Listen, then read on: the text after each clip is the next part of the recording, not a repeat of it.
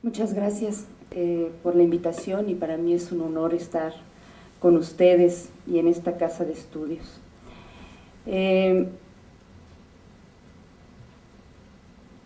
La Asociación Mundial de Radios Comunitarias es una organización global que tiene presencia en 110 países y tiene cerca de 5,000 asociadas en los 5 continentes.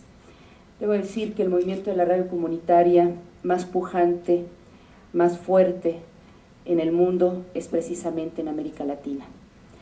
Y no es gratuito, la historia de América Latina ha hecho que la demanda ciudadana por tener medios de comunicación propios haya tenido un avance, pero también una historia muy fuerte de persecución política, de presos, de muertes, y que por desgracia en esta Latinoamérica aún persistimos con este tipo de lastres. Y en este momento México está siendo un foco de preocupación por lo que ya Emilio nos ha estado platicando en torno a la situación general de libertad de expresión en este país. Emilio se refirió al tema del deshonroso lugar, cuarto lugar que tenemos, de asesinatos, desapariciones y agresiones en contra de periodistas y medios de comunicación.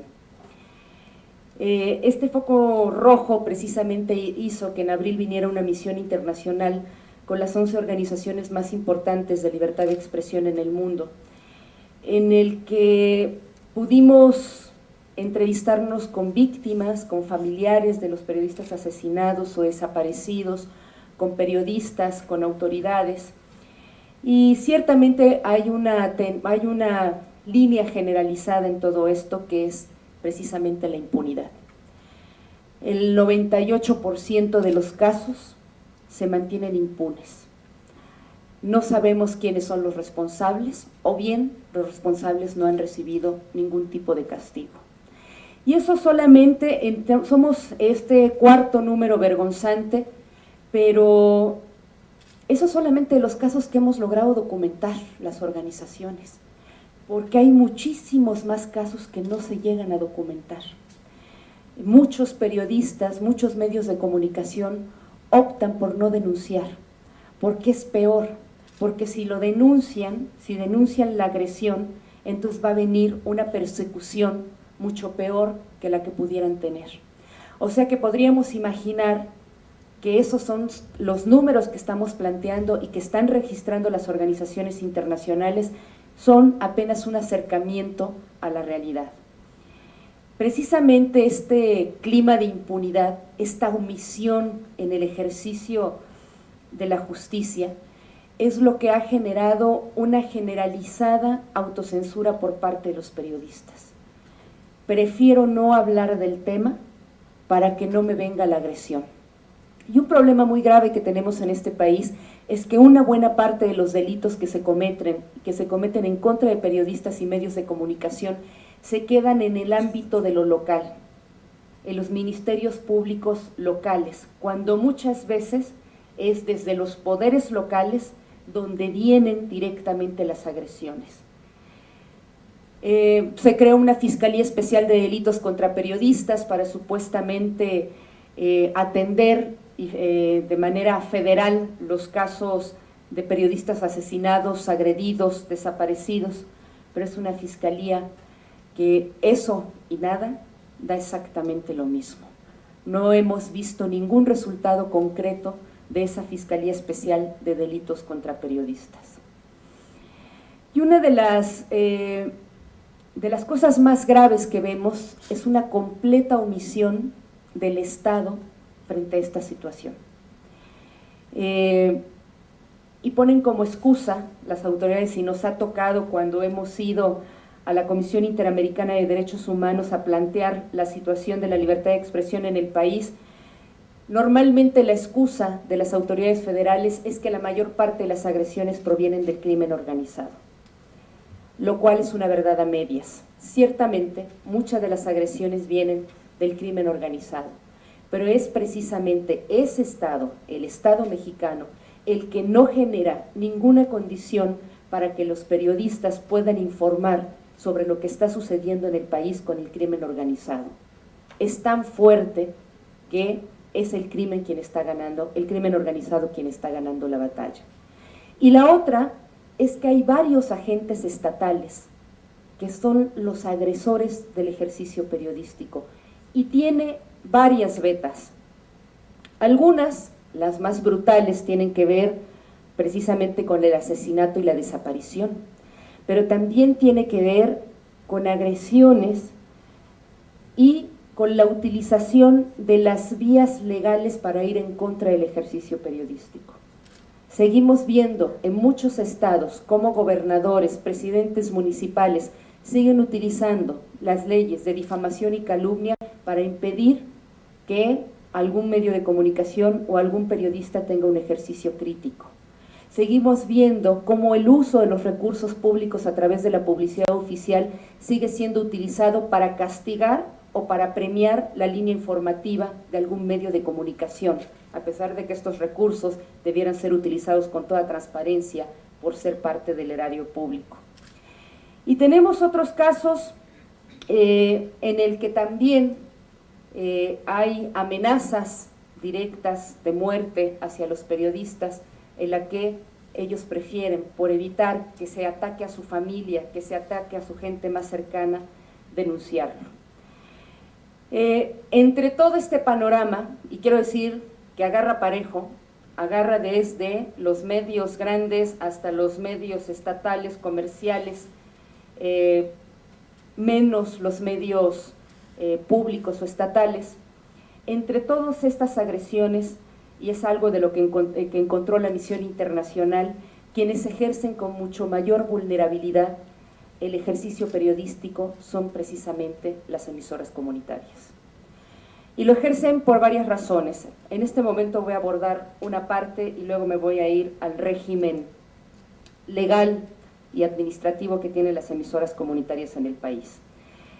Lo ejercen primero porque para muchas autoridades y medios de comunicación, las personas que hacen el periodismo comunitario son activistas sociales, no son periodistas.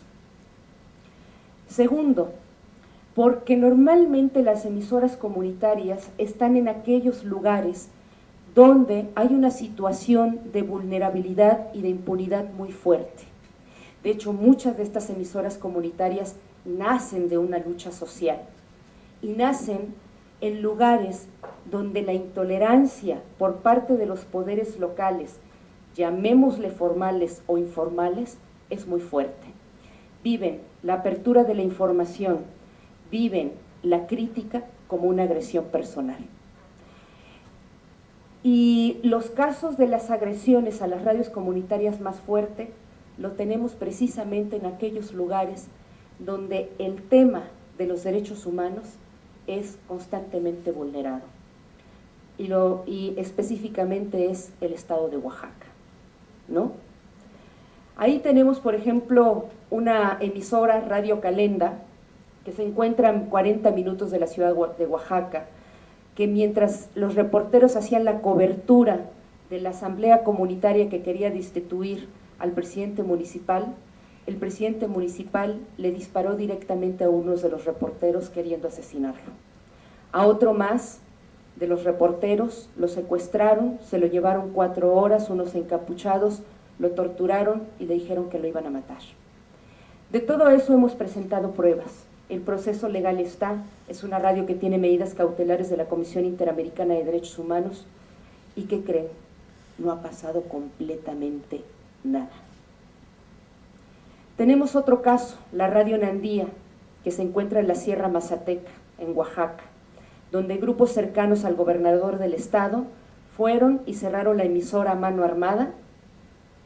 Hasta el momento no hemos tenido ningún avance del caso, porque el Ministerio Público no quiere reconocer que cerrar una radio a mano armada sea un delito.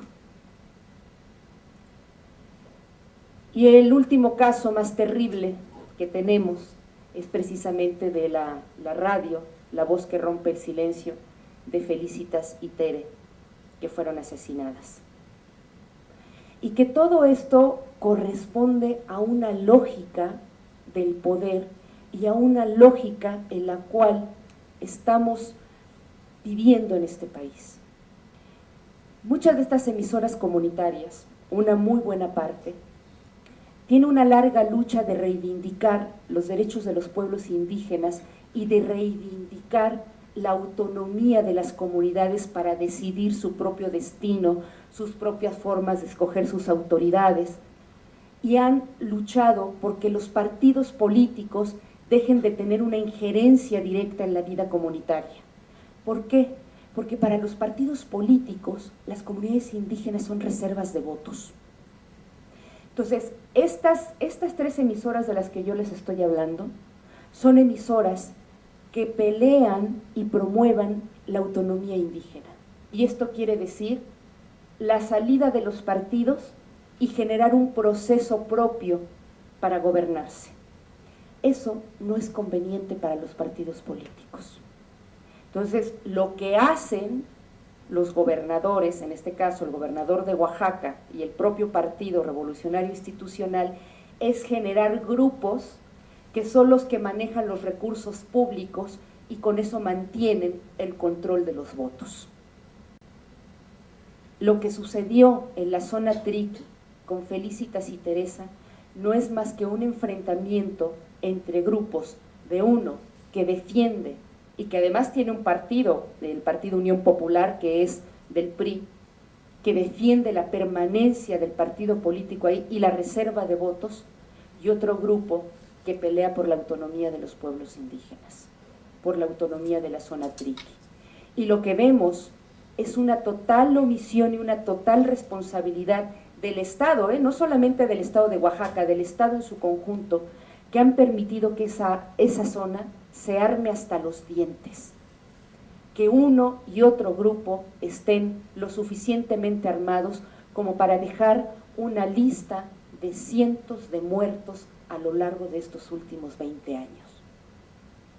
Una omisión muy fuerte que tiene que ver con una violencia de género tremenda también en esa región, donde las mujeres son el botín de guerra entre los grupos enemigos.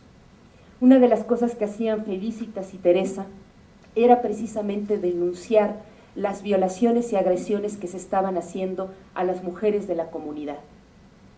Y todavía después del asesinato de ellas, poco más de un mes, asesinaron a la hermana de la chica que está documentando todas y cada una de esas agresiones en contra de las mujeres triquis.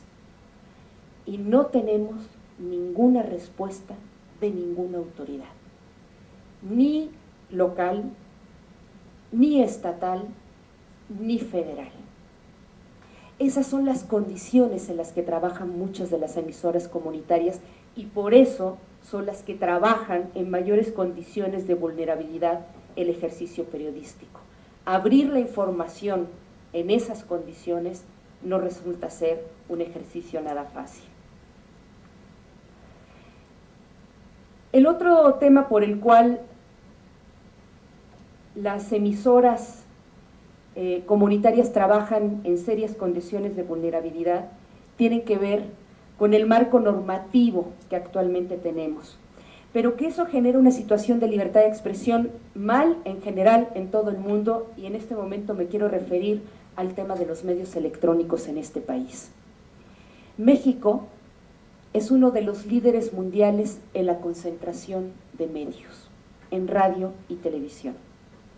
Yo personalmente, y ahora que me toca ver a nivel mundial cómo está la situación, no conozco un solo país con gobernabilidad democrática digna que esté concentrado el 96% de la televisión en dos familias, como sucede en este país.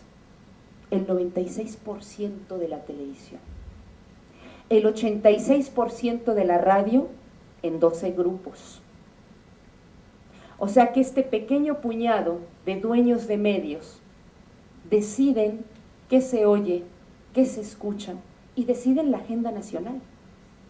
porque los políticos y los partidos políticos tienen miedo de no salir en la tele, pues es su muerte política, o de no salir en la radio. Y entonces sobre ese chantaje es que ha venido funcionando el hecho de que sean los medios de comunicación en este país los que concentren las decisiones de la agenda nacional. Y conste que nosotros no votamos por ellos, como para que lo decidan. Votamos por los partidos políticos.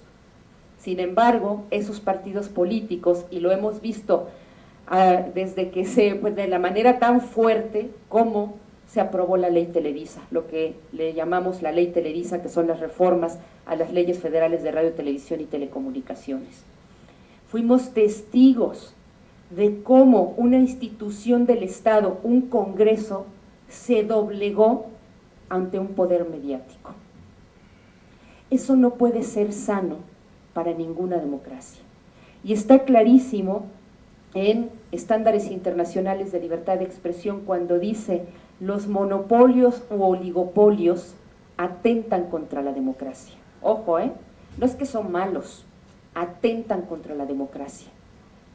Y creo que en este país cada vez nos va quedando más claro a diferentes sectores de la sociedad por qué atentan contra la democracia. ¿Se acuerdan del proceso electoral del 2006? Creo que ahí a muchas mexicanas, a muchos mexicanos nos quedó claro el papel que juegan los medios de comunicación en una democracia. Y quiero sacar al relucir el tema de Carmen Aristegui. Era el pequeño oasis que teníamos en la radio para acercarnos información sobre los temas que el resto de los medios de comunicación no atendía. ¿Cierto o no? Pero con esta concentración de medios, cuando no conviene a un medio de comunicación, como sucedió con W Radio, y le cierran el espacio, ¿dónde hay otro espacio? Prácticamente tiene 6 meses fuera del aire. El resto, como son tan poquitos los que controlan el resto de los medios de comunicación, entre ellos se ponen de acuerdo y cierran las puertas. Por eso es tan grave la concentración de medios de comunicación. México tiene varias recomendaciones internacionales en torno a este tema.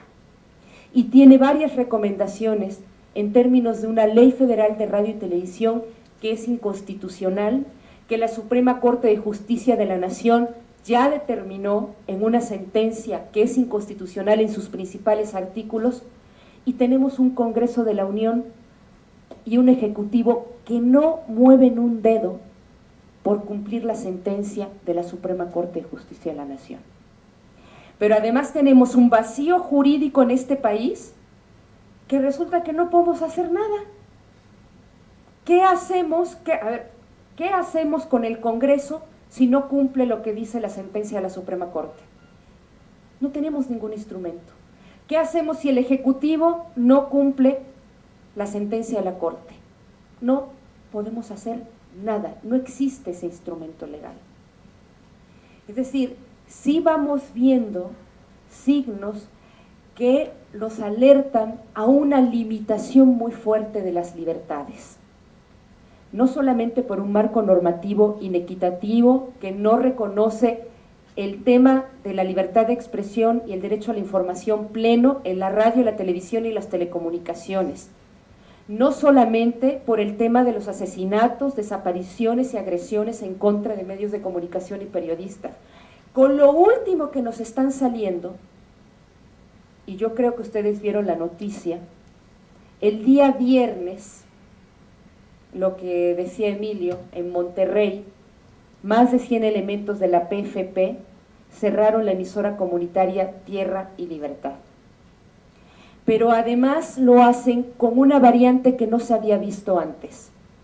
La primera de ellas es que ahora, en lugar de aplicar la Ley Federal de Radio y Televisión y dejarlo en una falta administrativa, como debiera de ser, ahora están aplicando la Ley General de Bienes Nacionales, lo cual es pasarlo al ámbito penal, con una pena mínima de 2 años, desde 2 a 12 años de prisión, y 300,000 veces el salario mínimo del Distrito Federal.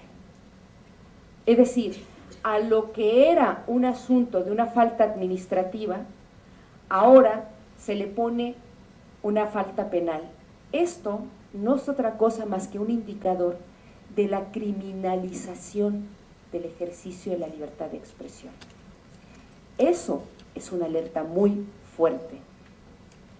Y se está reeditando, y nosotros tenemos ese análisis, una historia que ya habíamos vivido, pero que ahora se da en un contexto de mano dura, de endurecimiento, en un contexto de sobretexto del crimen organizado, barremos parejo, sin distinción, porque yo quiero recordar que desde el 2002, el asesor jurídico de Televisa, el señor Javier Tejado Dondé, que es mi enemigo íntimo, desde aquel entonces, si ustedes revisan prensa, él pedía, y él fue el que metió la idea, del tema de las radios comunitarias como las radios chocolates, clandestinas, subversivas, guerrilleras, un problema de seguridad nacional, y que pedía que el ejército entrara a cerrarlas. Y un estado débil como el que tenemos nosotros frente a un poder mediático tan fuerte, empezaron a hacer las persecuciones con el ejército. Nosotros nos fuimos a Comisión Interamericana a hacer la denuncia. Nos costó muchísimo trabajo, del 2002 al 2004, tener un proceso de convencimiento de que las emisoras estaban cumpliendo un papel social y que no se puede sustituir con otro medio de comunicación. Logramos que históricamente se dieran los permisos a las 11 emisoras comunitarias que lo habían pedido. Creíamos que habíamos tenido un avance porque por primera vez en la historia del país habíamos logrado que comunidades indígenas operaran de manera directa sus propios medios de comunicación y no a través de instituciones estatales, como es el caso de las radios indigenistas. Y de repente ahora nos viene una reedición con una editorial del día de ayer del periódico Crónica que dice, fíjese, y el periódico Crónica, yo me acuerdo que el 19 de enero del 2004 sacó en primera plana 8 columnas que las radios comunitarias estaban vinculadas con el narcotráfico. Ahora, en este contexto, ese mismo periódico, en su editorial del día de ayer, dice: cierran narcoestaciones. Y entonces habla del cierre de la emisora en Nuevo Laredo, que ahí sí nosotros tenemos algunas sospechas, y habla del cierre de la emisora Tierra y Libertad. Y dice textualmente: algunos les llaman radios comunitarias, pero los expertos en telecomunicaciones como Javier Lozano les llaman radios piratas. Y es que la verdad son delincuentes, y ahora van a salir los defensores de la libertad de expresión a decir que la autoridad, y se pone con toda la lista larga que tenemos, desde que hay la agresión al periodista que informa temas incómodos para quien sea, para un poder ya sea formal o informal o un poder fáctico, desde las bombas que se están poniendo a muchos medios de comunicación, desde una ley federal de radio y televisión que fortalece el monopolio, que fortalece la concentración, que mata la posibilidad de la existencia de otros medios de comunicación que no sean los comerciales y los oficiales, así dicho en Televisa, que condena la muerte a los medios comunitarios, y que además ahora se inicie un proceso de persecución que criminaliza este ejercicio de libertad de expresión. A mí me parece que estamos en un momento de alerta muy fuerte. De una alerta cuando nombra Emilio, que está sentado como una enemiga del Estado, pero yo digo del estado de impunidad. Lo más grave es cómo a un subprocurador encargado de vigilar la defensa de los derechos humanos diga que Felicitas y Teresa no eran periodistas porque no tenían un contrato. de algún medio de comunicación. Que antes se guardaban las formas ante las misiones internacionales, porque el maltrato no fue solamente hacia mí, el maltrato fue a toda la misión internacional y que deriva en una acusación que hace a mi persona. Pero ¿cuál es la señal que nos está dando el gobierno federal al decir, puedes venir UNESCO, puedes venir Sociedad Interamericana de Prensa, que son los dueños de los medios? No me importa. Es una señal muy fuerte porque ya ni las formas siquiera estamos guardando. A mí me parece que hay una alerta sobre el tema de los derechos humanos en general, de la libertad de expresión en lo particular, y que me parece que es un momento importante para que como sociedad tengamos que actuar. Gracias.